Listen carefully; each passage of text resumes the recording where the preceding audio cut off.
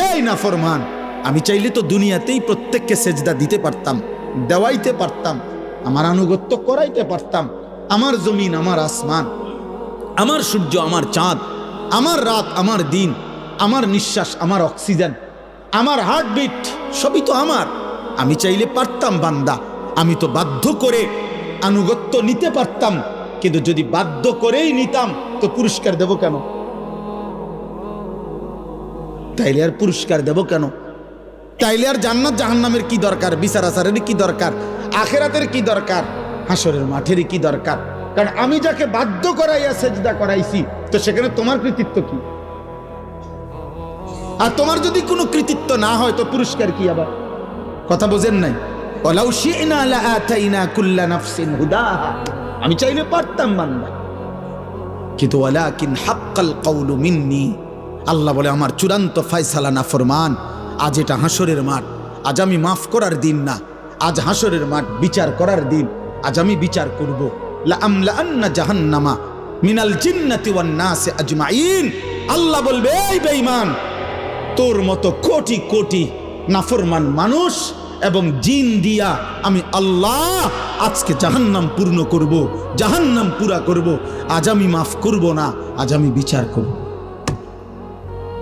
মাফ করতে চাইছিলাম দুনিয়ায়, আমি হাজারবার বলছিলাম, কত মৌলভী, কত ওয়াইজ, কত হুজুর, কত ইমাম, কত বক্তা, কত আলেম, কত পীর, কত বুজুর্গ, কত হাজারি করছে যে রে আল্লাহর বান্দা মাফ চাও, মাফ চাও, মাফ চাও, তওবা করো, তওবা করো। তুমি বেটকি দিয়ে উড়াই দিছো। আরে তো হুজুররা কত কথা কয়, হ্যাঁ, তার কথা শুনে কে না? দরকার কি? আপনি শুনবেন না, বাতে না খাইবেন, অসুবিধা কি? আপনি বেশি কি খাইয়ে উল্টাই লেছেন? ফাঙ্গাস আর তেলাপিয়া আর কিতা আমরা জানি না? আপনি কি দুনিয়া বেশি ভোগ করে ফেলছেন না ফরমান? এই যুবক, কি বেশি দেখে ফেলছো? পরের নর্তকী দেখো, মোবাইলের উলঙ্গ ছবি দেখো, ওই তোমার মা। এই বেটা, বেহায়া ছেলে বেটা, যে নারীকে মোবাইলে উলঙ্গ ছবি দেখো, ও তোর মা বেটা, ও তোর বোন। তোর মাকে এমন উলঙ্গ কেউ দেখুক? একটা নির্লজ্জ বেহায়া বল, এখন দাঁড়ায় বল বেটা, তোর মাকে দেখুক উলঙ্গ, তোর বোনকে দেখুক বিবস্ত্র, তোর মেয়েকে কেউ উলঙ্গ দেখুক? তুমি কেন অন্যের মা দেখো? সে কি কারো মা না? সে কি কারো বোন না? সে কি কারো মেয়ে না? ও কি কারো ফুফি না? ও কি কারো খালা না? তোমার ইজ্জতের উপরে হাত ধরকে, তোমার ঘরের সংগ্রামের উপরে। অনেক নাফরমান আছে এমন, যে মূলত এমন নিকৃষ্ট, যে যার ভিতরে এমন মানসিকতা যে আমার বোনের সাথেও যদি কেউ হারাম সম্পর্ক করে আমার আপত্তি নাই, কারণ তুই তো মানুষ না, তুই তো জানোয়ার, তুই তো মূলত জানোয়ার। যদি ইনসানের শেষ রক্ত থাকতো, মানুষের রক্ত যদি এক ফোঁটা শেষ থাকতো, তো নিজের বিবেকে বাঁচতো। এটুকু বিবেকও যদি কারো না বাজে, তো তোর শরীরে মানুষের শেষ রক্ত নাই, তোর গায়রত নাই বেটা। তো আল্লাহ বলেন, বান্দা আজ আমি ছাড়বো না। আমি তওবা করতে, মাফ করতে চাইছিলাম বান্দা। আমি দুনিয়া লক্ষবার বলছি যে বান্দা, 90 বছরের গুনাহ হায়াত থাকতে যদি মাফ চাও, আমি আল্লাহ 90 বছরের গুনাহ একসাথে মাফ করে দেব। আল্লাহ বলছে, হায়াত থাকতে যদি তওবা করতা, আমি আসমান সমান গুনাহ মাফ করে দিতে রাজি। আমি সাগরের ঢেউ পরিমাণ গুনাহ মাফ করে দিতে রাজি। আমি আল্লাহ হিমালয় পর্বতের সমান গুনাহ মাফ করে দিতে রাজি। তো বান্দা, বান্দা তুমি চাইলে আমি মাফ করব তো, কিন্তু এটা দুনিয়ার হায়াতে মাফ করব। ইন আতাইতানি লাইলান আতাইতুকা লাইলান। আল্লাহ বলে, বান্দা গুনাহ নিয়ে যদি তুমি রাত গভীরে আমার কাছে আসো, আমি মাগফিরাত নিয়ে রাত গভীরেই তোমার কাছে আসবো।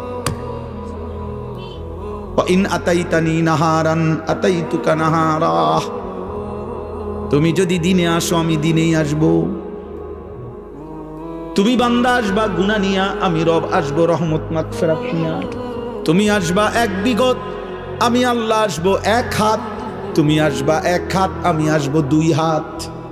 তুমি আসবে হাঁটতে হাঁটতে, আমি রব মাগফিরাত নিয়ে আসবো দৌড়তে দৌড়তে। আজ দেব মাফ, ওয়ালাকিন হাক্কাল কওলু মিন্নি, কিন্তু বান্দা আজ আখিরাত হাসরের মাঠ। আজ আমি রহমান না, আজ আমি রহিম না, আজ আমি জব্বার, আজ আমি কাহ্হার। হাসরের মাঠে আমি আজিজ, আমি জুনতিকাম। আজকে আমি প্রবল প্রতাপান্বিত, প্রচন্ড রাগান্বিত। আজকে আমি জুনতিকাম, প্রতিশোধ গ্রহণকারী। আজকে আমি শাদীদুল ইকাব, কঠিন শাস্তিদাতা। আজকে আমি সারিউল হিসাব, বড় দ্রুত হিসাব গ্রহণকারী। ফায়াউমা ইদিল্লা ইউআযিবু আযাবাহু আহাদ। আল্লাহ বলে, বান্দা হাসরের ময়দানে বান্দা তোরে আমি এমন শাস্তি দেব রে বান্দা, কায়নাতের সবাই মিলেও কেউ তোকে এমন শাস্তি ইতিপূর্বে দেয় নাই। আমার রহমত যেমন দেখছিলাম অনেক দিন, আজ আমার শাস্তি দেখবা তুমি। মায়া করছিলাম তো আমি 60 বছর, কত রাত গেল একটা সেজদা দাও নাই, আমি এক বেলার ঘুম বন্ধ করি নাই। 365 দিনে খোদার একটি বছরে কোনো দিন ফজরের নামাজ পড়ো নাই না ফরমান। তারপরও যখনই ঘুম থেকে উঠতে চেয়েছ, আমি আল্লাহ দুই চোখের আমি খুলে দিয়েছি, তোমার ঘুম ভাঙ্গায় দিছি। আমি তো নারাজ হই নাই, আমি তো নারাজ হই নাই। আল্লাহু ইয়াতাওয়াফাল আনফুসা হিনা মাউতিহা ওয়াল্লাতী লাম তামুত ফী মানামিহা। মৃত্যুর সময় আল্লাহ বলেন, যেভাবে রুহু শরীর থেকে আলাদা হয়, প্রত্যেকবারের ঘুমের সময়ও খোদার কসম আল্লাহ কোরআনে বলে, প্রতিবার ঘুমে মানুষের রুহু আমি আল্লাহ দেহ থেকে আলাদা করে ফেলি। মৃত্যুর দিন যেমনে আর রুহু ফেরত দেই না, ঘুমের রুহুটাও আমি চাইলে ইচ্ছা করলে আর ফেরত না দিয়ে রাখতে পারি, আমি প্রতিবার ফিরায় দেই। ওয়ায়ুরসিলুল উখরা ইলা আজালিন মুসাম্মা। এভাবে একটা নির্দিষ্ট সময় পর্যন্ত আমি প্রত্যেকবারের রুহুটা ফেরত দেই। কিন্তু একদিন এমন নেওয়া নেব রে বান্দা, আর কোনোদিন আমি ফেরত দেব না। আর না চলো ভাই। আসলে নিয়ম মাফিক বক্তা ওয়াইজ যেমনি সুন্দর করে গুছাই গেছে, আমি পারি না, আমি এই ডকের বক্তা এ নাইবে, এই জন্য আউলা জাউলা বললাম আর কি। বাকি আমি আমার আবেগ যে কথাটা বুঝাইতে চাইলাম, আলহামদুলিল্লাহ কি পরিমাণ নওজোয়ান মুসলমানের সন্তান, প্রিয় ভাই বাবা দৌড়ায় আসছেন, মাশাআল্লাহ। এটা যেন শুধুমাত্র এটুকুর বিশ্লেষণ না হয় যে কোনো বক্তার জনপ্রিয়তা, খোদার কসম এর দ্বারা কোনো লাভ হবে না, না আমার না আপনাদের, না আমার না আপনাদের। যুবক ভাই আমি হাত জোর করে বলি, দোস্ত আমার, আমি এটুকু অনুরোধ করলাম, আব্বা তুমি কিংবা আমি সবাই ভাবলাম যে বক্তার এখন অনেক জনপ্রিয়তা, অনেক মানুষ হয়, অনেক মানুষ ওয়াজ হনে ইতান দিয়ে কিছু হইতো না, না আমার না আপনার।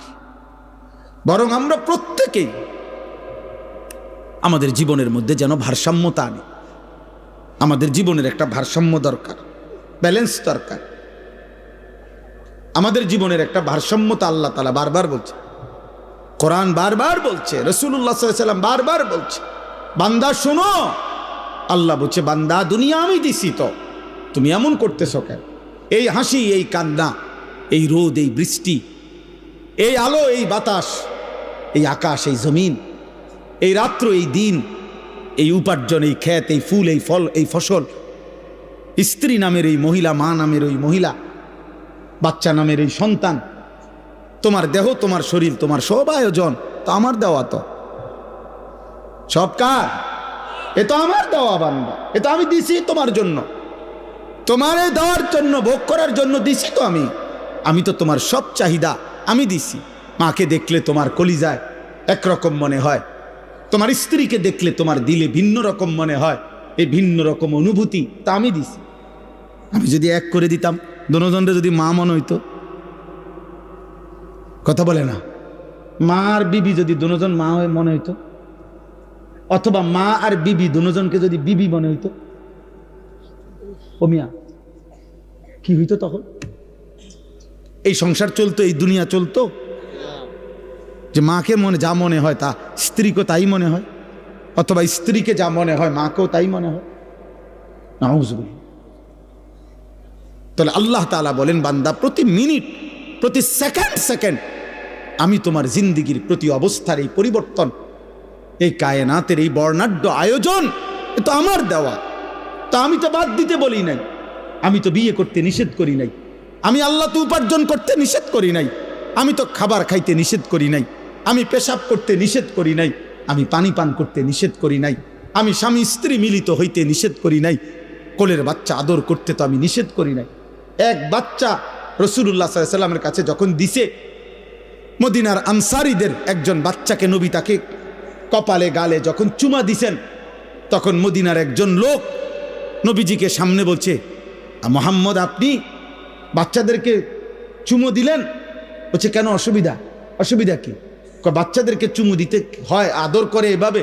আমি তো জীবনে আমাদের বংশে কোনোদিন এটা দেখি নাই আমরা। তখন আল্লাহর নবী বলছেন, আল্লাহ যদি কারো দিল থেকে মায়া ভালোবাসা ছিনায় নেয়, তা আমি কি করব? আমি কি করবো বেটা?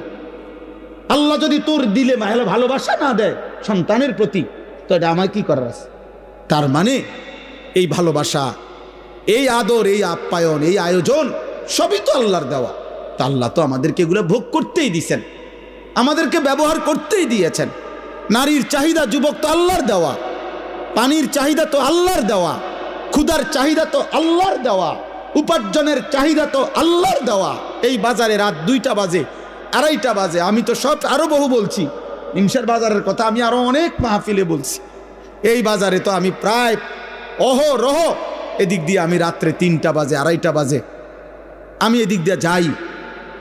কি পরিমাণ হুলস্থুল ব্যস্ততা, কি পরিমাণ পণ্যের দৌড়া দৌড়ি, কি মনে হয় রাত্রটা তখন মনে হয় যেন দিনের আলোর মতো।